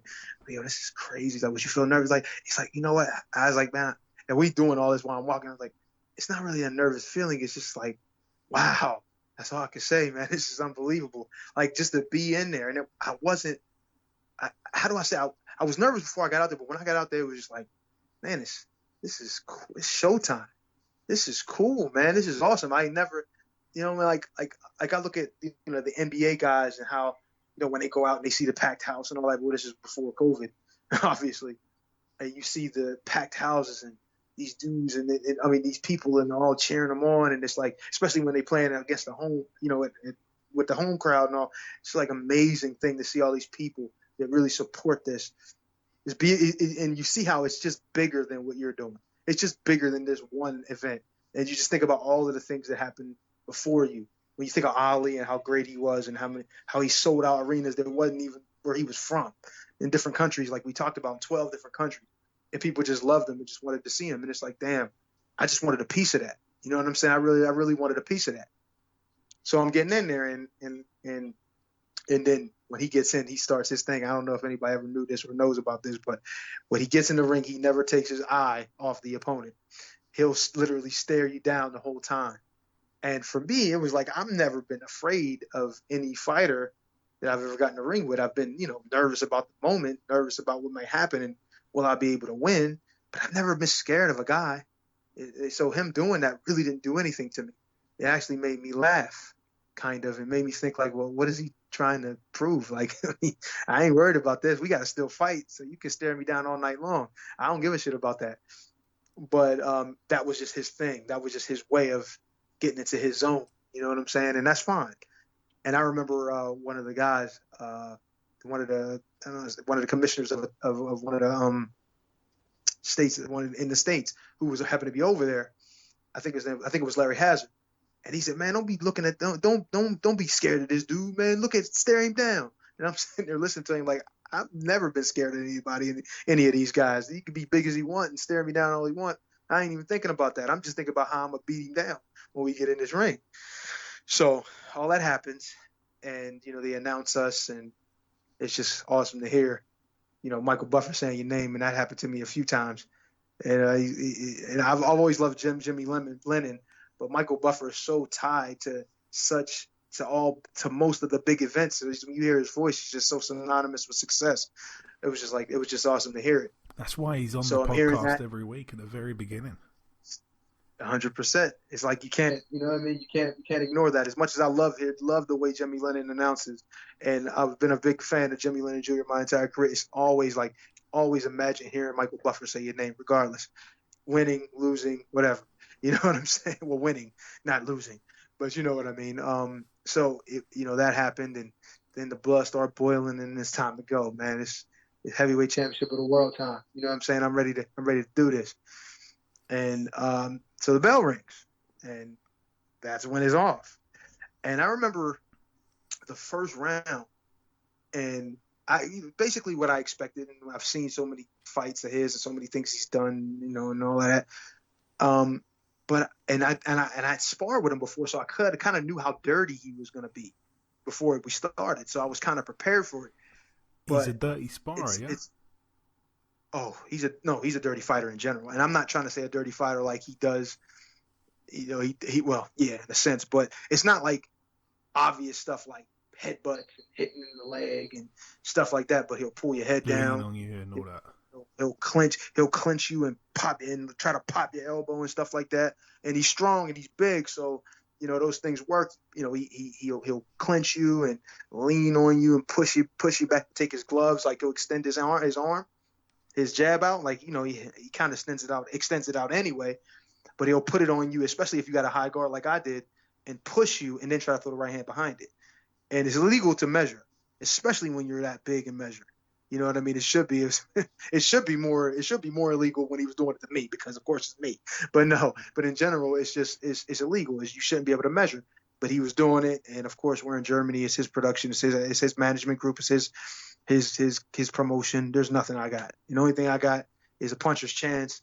And even if I beat him pillar to post, who knows if I'm gonna get that decision or not? And that's how I felt.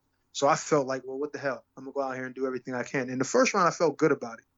I really felt good about it. I landed some shots upside his head, some good body jabs and things that keep him. And the funny thing is, the way I started the fight is the way I should have kept fighting. But what happened was, after I got through the first round, good round. Not a lot. He didn't land really anything solid. Just missed a lot, which most fighters have done. And I'm starting to feel into the groove a little bit. But in the second round, and in the first round, I picked him up because he had started his thing where he's gonna lean on me. So I said, okay, that's not happening. I did it to Dimitrenko, and he stopped. This guy, he did it once. I'm like, I'm warning you. I picked you up one time, put you down. Next time, do it again. You keep trying to push me down. You keep doing illegal stuff. I'm gonna slam you. So he did it. Second time, put him on his back. And that was what it was about. I'm like, I'm going to get respect. Remember, I told you before, Nazim, God rest his soul, late great. Nazim told me, man, he's like, he had different fighters in the amateurs. And, if a guy was like really talented or really dangerous, he said, man, go in there and foul him real hard. Get him to scare him, shock him. You know what I mean? Maybe he'll never get himself back together.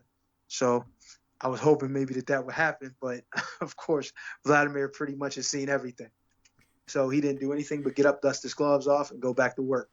And I think I kind of irritated him a little bit because he damn sure when he had the opportunity, he landed one of the sharpest right hands I've ever seen him land on me.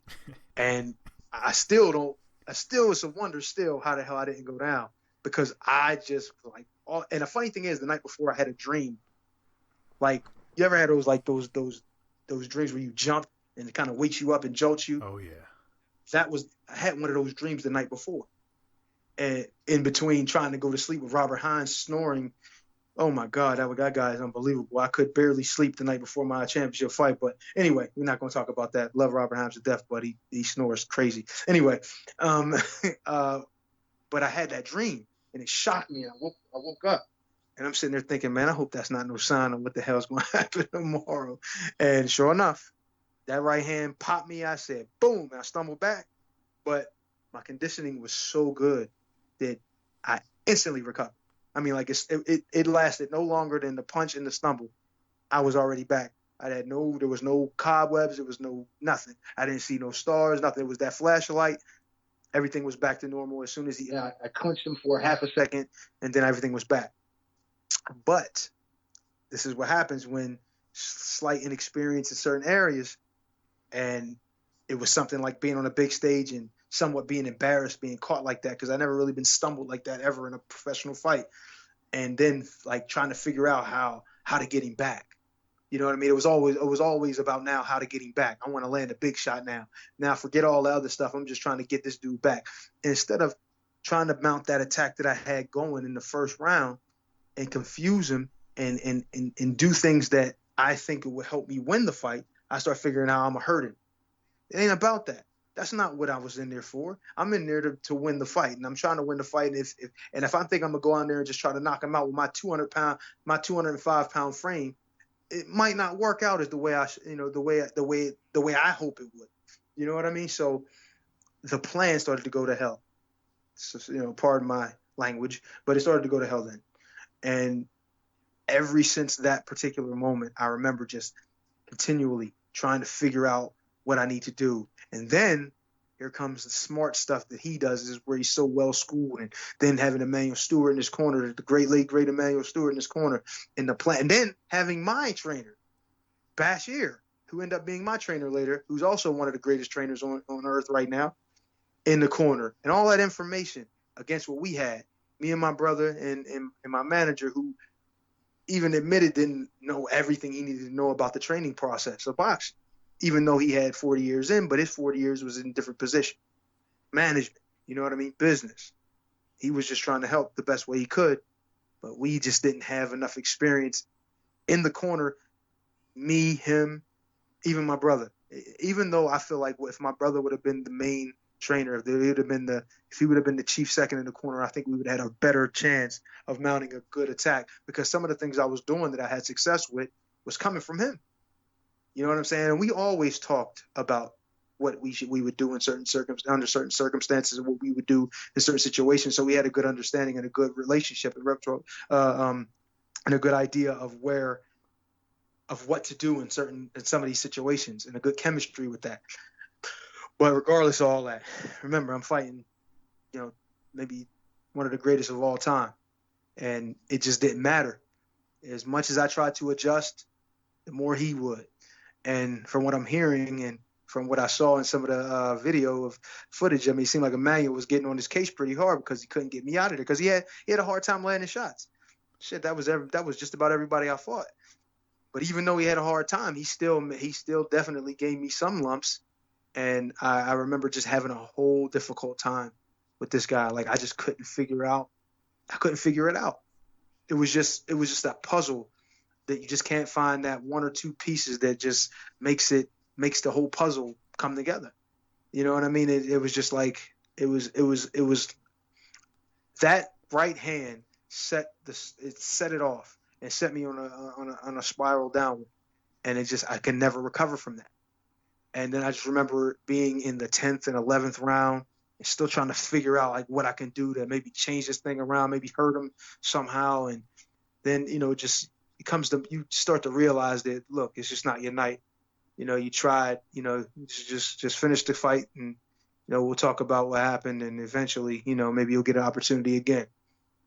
Of course, that didn't work out the way I planned either because I, get into the last round, figure, okay, well, it's the same as always. He's not really landing much, but he's keeping me at bay, jabs in my head, in my face all day.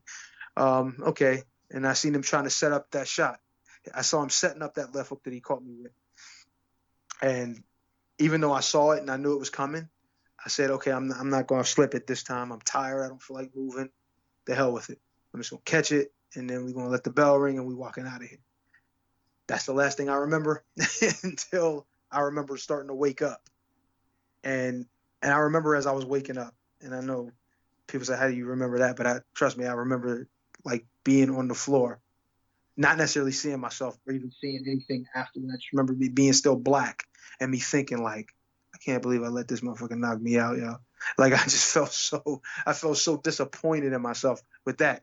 And then right after that, nothing for, I don't even know. It was an unseen amount of time, unthought of amount of time because my short-term memory was lost because I was completely unconscious and my brain was probably bleeding slightly. So I had no idea what was going on until I'm taking steps down the ring.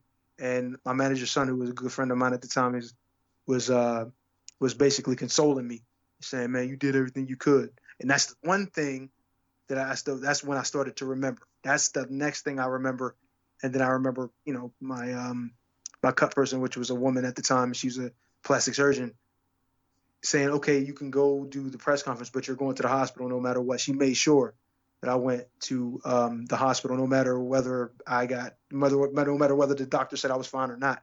She was like, you're going to go to the hospital. And then, so, coincidentally, even after the press conference and all, they still took me there, and the hospital kept me for like 2 days because of my heartbeat, not because anything was wrong with the brain. They were saying it was so minor, the little bit of a bleed that I had, that it was almost non-existent. It was more that my heart was beating so irregular.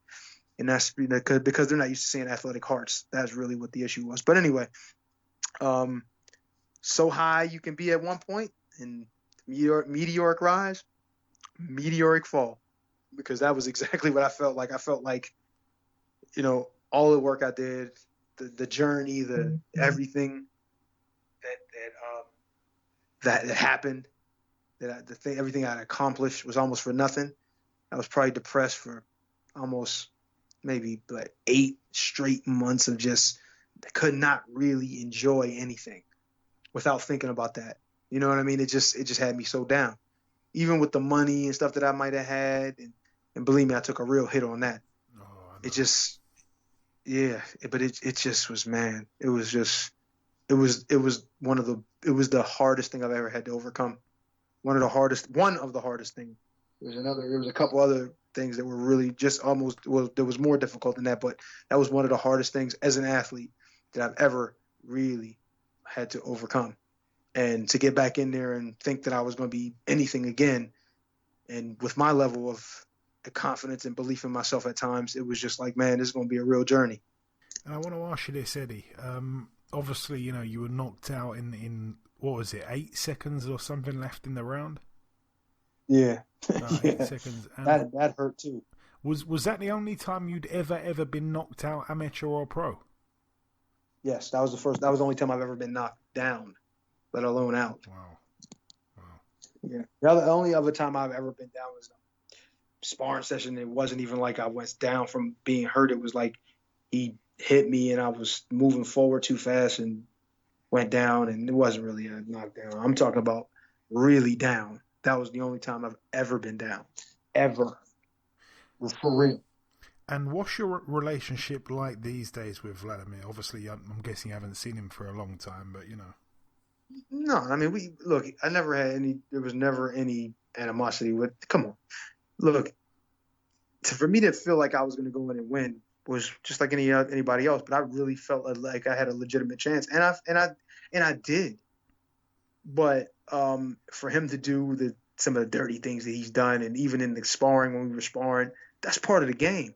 There's no ill will at all. Like, in fact, when I seen him, he was getting ready to fight BY, and I was up in New York, and I seen him. He was like, "Oh, Eddie Chambers," what's up? Gave him a hug and handshake and all, and it was just like, man, it was nice to see him, but it's like, I mean, look, it wasn't like I was going, "Hey, Vlad, let me get your number, man. I'm gonna hit you up. We gonna go and do that." What was he doing at that surfing together? Like, nah, ain't nothing like that. But no, he's a good guy, great champion, great person. You know what I mean? Real smart guy, and he deserved everything he got. He worked hard for it. He's that dude. He was that dude for a long time, and it's really difficult to stay on top as long as he did. Trust me. And no matter what era it is, no matter what situation it is, it's very, very, very, very hard to stay on top that long. And he was special, man. He was special. He's a special champion, no matter whether you liked him, you loved him, or hated him. Same thing with Lennox Lewis. Yeah, so many people hated him, but you got to respect the greatness. And I did, and I always did. Yeah, no, he's undoubtedly one of the best heavyweights of all time. And, especially when you kind of think that you yourself, who really should have been a cruiserweight, but obviously the people around you at the time, they wanted that heavyweight money, and you kind of just, did what they wanted, and, you almost got there, as you said to me before. You should have never even been in the heavyweight division, but you made all the stops all the way there, and the big one, you almost hit the jackpot. You touched almost. It. I want to ask you also, Eddie, do you know, I mean, I don't know how close you sort of saw the fight, but did you ever get a chance to see the scorecards at the time of the KO or not? In my mind, I'm feeling 121 or whatever, 108, until I got dropped in the last round. I didn't think I won a round, in my opinion. Even though I felt like the first round was good, I still don't think I won it. I think it was like, well, I had success, but, and not just to say that I didn't win any rounds, but I didn't win any rounds, especially over there, and especially it being his promotion, his management team, and his group running things. No way. I had no shot at that. But, I don't like the whole, it was a silver lining, or there was a moral victory in being that you were in there and you did this and you did that. And it's like, yeah, man, but I really felt like I had talent and ability above all in the division at the time, no matter who was there. I really felt that way. And maybe I did, but it just didn't happen. And I always wondered why and what I did and what I didn't do, or was it just that he was just better, or he was just bigger? You know what I mean? Or both. And I just always wondered about it, man. Even to this day, it's like, what if I'd have met Peter Fury earlier? What if I would have got that science that he had, with not only just, the training aspect in the different style that we were working on, but the size and the strength and the things that I really started to hone in. And when at that time I was over there with him and Tyson, man, I felt at times invincible. Like, it didn't matter who was getting in the ring with me, I was going to bust their head wide open. I'm talking power and speed. But it just was, it wasn't to be. And then when I did get prepared, and I was like that when I was over there with those guys, couldn't get a fight. And that's just the way the ball bounces, man. Couldn't get a fight. We were even willing to take Ruslan Chikaev in less than a day's notice. Basically, like 12 to 14 hours notice, man. We was gonna go over there and fight him that day or that night. Like not that night, but we was going red eye over there. It was like, I don't know, 12 at night or something over there over in the UK, and we was talking about, man, we'll go over there and fight him tomorrow. Like, we really would. And of course they didn't take the bait, but I was so ready at that time, and it just wasn't to be, man. Some people just don't get their shot, or just their opportunity goes and they miss it. And that might be my situation. And, Tyson Fury himself has said many times, he likes to say, a good big man will always beat a good little man. Do you kind of feel like that? Oh, no. Go on, what'd you say? I'm sorry, go ahead. I was just going to say, do you kind of feel like that saying that he uses kind of fits the description of how the fight played out between you and Vlad? Without a doubt, and it's generally a good big man could beat a great small man, because as great as a guy is, right? It's like, let's look at Lomachenko versus Lopez, right? Say Lopez is able to get him out of there and his size is just too much. But if Lopez was naturally smaller and him and Lomachenko are the same size, Lomachenko beats him probably pretty comfortably, even though it would still be a tough fight for him. So you see what I'm saying? It's like, even if you're great, we all see Lomachenko as great. Maybe Lopez is going to be great too, but at this point, he's good, he's excellent, but he's not at that Lomachenko resume yet. But maybe the size makes up for that. See, with Wladimir being 35, 40 pounds heavier than me, that size made up for the difference in skill. You understand what I'm saying? The size and power and weight and understanding of how to use it. Because if you think about it, Dimitrenko had all those same attributes over me attributes over me as far as size, and I'm not going to say strength, because I don't think he was stronger than me. I don't even think Wladimir was stronger than me, especially with my lower center of gravity. But Dimitrenko wasn't, he wasn't as sturdy, but he did have those same weight and height advantages. He just wasn't able to apply it the proper way. Wladimir could. Wladimir was mentally tougher. Wladimir understood the game plan better, and he applied it better. Simple. You know what I mean? And that's the difference between a good fighter like Dimitrenko and a great fighter like Wladimir. Yeah. Mm-hmm. Okay, well, that is the Wladimir Klitschko fight out the way. Obviously, that was the biggest fight of your career, Eddie. But the journey doesn't stop there. There is still a few more chapters to go over, which I'm sure we'll get on to next time. So I'm guessing next time will be the comeback fight almost a year later against Derek Rossi, which obviously was a rematch. And then, from there, it obviously brings us into the Thomas Adamek fight. So am I right in saying we're probably going to go over those two fights next time? Maybe, yeah, probably. We'll probably go over those two. I mean, maybe we could split it. Maybe we'll go over both. I mean, we'll see. I mean, because to be honest, the Rossi fight, it shouldn't take up too much time, although it was a decent fight, and it kind of played a little bit to how I felt about myself after that Klitschko fight and where I saw myself. You know what I'm saying? So it's like, it kind of gives you an idea of where I was, and then with the Adamek fight to follow, maybe we'll do both. We'll see. We'll see what's out. We'll see how much time we have, and then we'll put it into effect. Okay, absolutely. Looking forward to that. Like I say, Eddie, it's been a pretty long show. We did the reviewing, we did the news, we gave you your quiz question, we did the preview part, we welcomed Michael Hunter in as our sole guest, and we've just wrapped up there with the Lockdown Knockdown segment. I just want to say once again, Eddie, thanks for Thanks for helping me out once again. Thanks for bringing our listeners another edition of the Lockdown Knockdown. It's always very interesting, and it's obviously, like I say, a big fight, a world heavyweight title fight. There is the ins and outs there. Not a lot of people know about the facts discussed in about the 45 minutes that we recorded in that segment there. So yeah, thanks, Eddie. And the final thing I'm going to do is just sign out with the very end of the show in just a few seconds' time. Okay, and this wraps up episode 261 of the BoxHard Podcast. I've been your host, Joey Coastman. Eddie Chambers has been with me for the duration of the show. A massive thank you to our sole guest on this week's podcast, the top heavyweight contender, Michael Hunter. A special thank you also to Aaron from Travelodge in Weston-Super-Mare, which is where this podcast episode was recorded. Aaron opened up a quiet and private room for me to operate in, which was extremely generous of him to do so. So a big shout out to him.